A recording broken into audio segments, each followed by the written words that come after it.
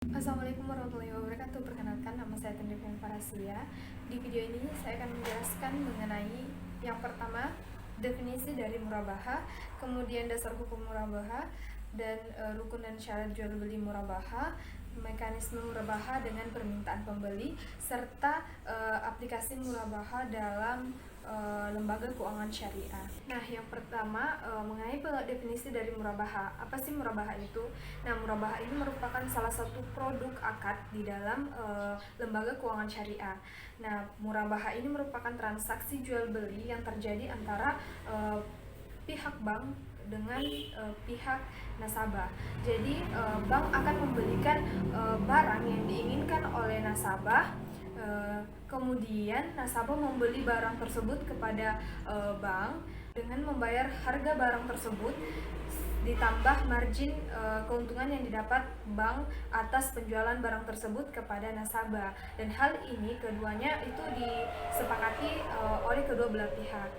Nah, selanjutnya dasar hukum murabaha dalam Al-Quran.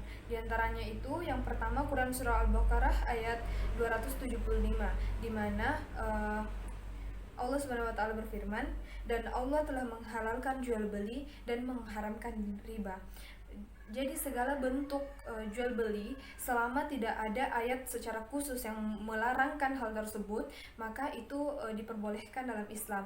Nah, di sini dikatakan Allah Subhanahu wa taala mengharamkan riba. Artinya selama jual beli ini tidak mengandung riba, itu diperbolehkan dalam Islam. Jadi ketika sudah ada riba, maka itu adalah transaksi yang haram.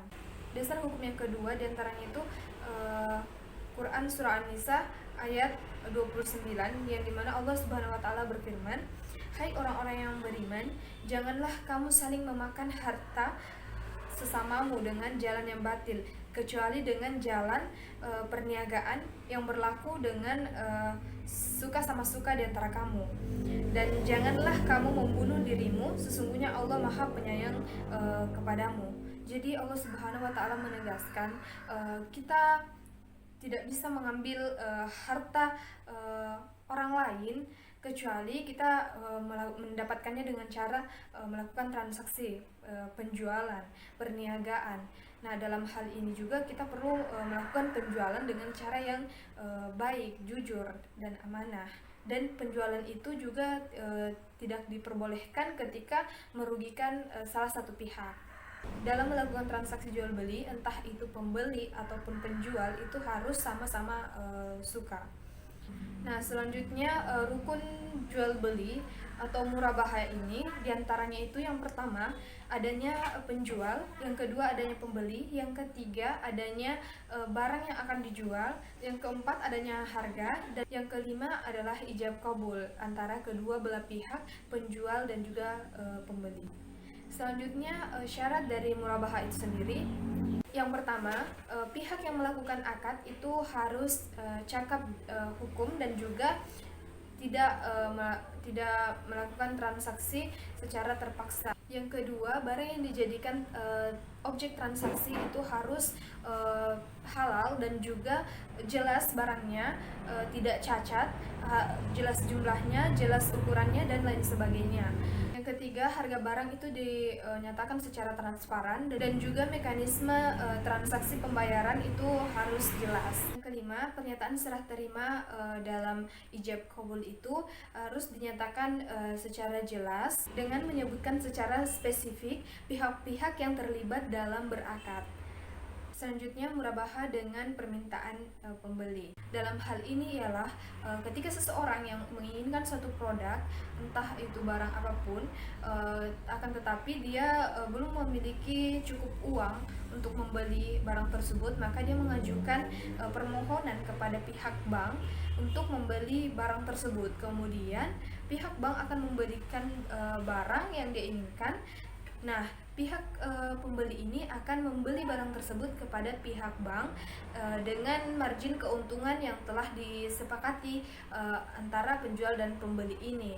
Nah, yang terakhir, aplikasi akad murabaha dalam lembaga keuangan syariah. Dalam lembaga keuangan syariah itu ada beberapa produk akad, diantaranya itu akad murabaha. Ada juga yang namanya akad musyarakah.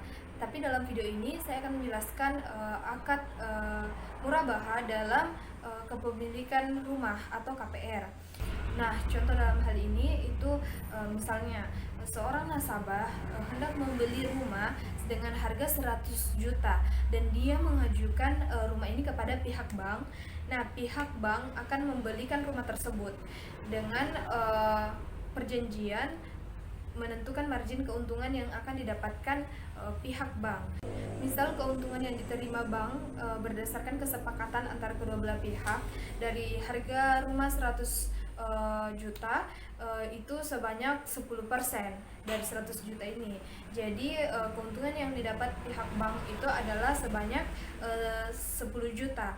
Nah, jadi harga rumah secara keseluruhan dari harga dasar sampai harga margin keuntungan bank itu seharga 110 juta.